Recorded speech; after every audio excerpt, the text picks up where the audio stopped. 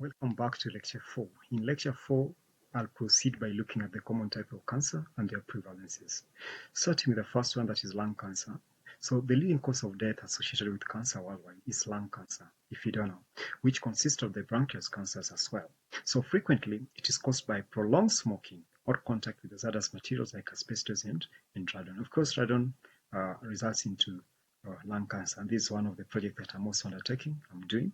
So even smoking cigarettes can also cause lung cancer. So that's why it's in fact it's the common one. So lung cancer can also be developed by non-smokers due to genetic factors. So it's not necessarily smokers, but also non-smoker can also get it due to genetic. It can be carried from one person to another through birth. So prostate cancer, on the other hand, ranks high among the various types of cancer that men can develop in men. So it comes from the prostate, which is a tiny gland shaped like a walnut and makes seminal fluid, of course. So prostate cancer typically has a slow growth rate and initially remains within the prostate glands. Still, some variety exhibit a greater level of aggression and have the capability to rapidly propagate. Of course, you had seen that mostly prostate, we normally do brachytherapy, which we had seen in our previous lecture. So the prostate cancer, when it comes to treatment, you do brachytherapy, where we normally place the seed using the needle. And remember that the ultrasound normally guides us in placing the needle into the prostate. Colorectal cancer is frequently diagnosed in both gender. So this one occurs in both male and female.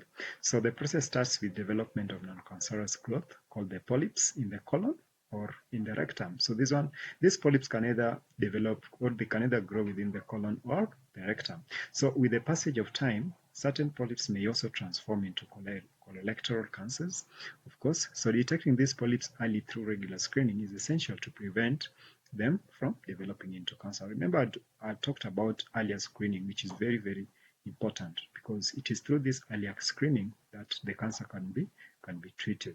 So melanoma is also another one, along with other forms of skin cancer. So it's a type of cancer that frequently occurs, but can effectively be avoided as well. So like too much exposure to the UV radiation from the sun may also lead to it. So in terms of skin cancer, variant melanoma takes the lead in terms of severity because it's not as prevalent as other types of cancer.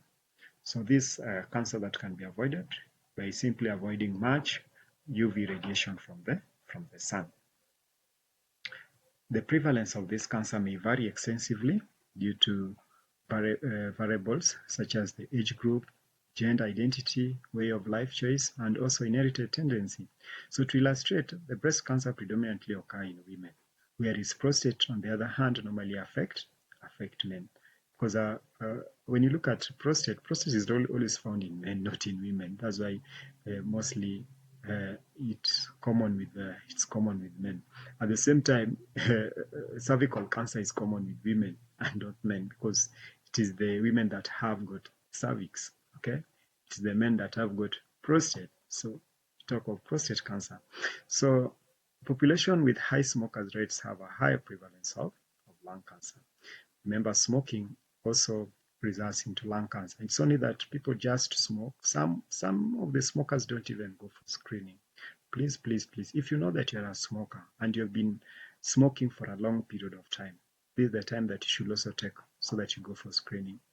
You may be having cancer and you don't know. So sometimes when the cancer is left for a longer period of time, it grows and it reaches a point whereby now you can't be treated. The only thing that can be done is just palliative radiotherapy, whereby we just relieve you from the pain or maybe some other problems that might emerge due to that cancer.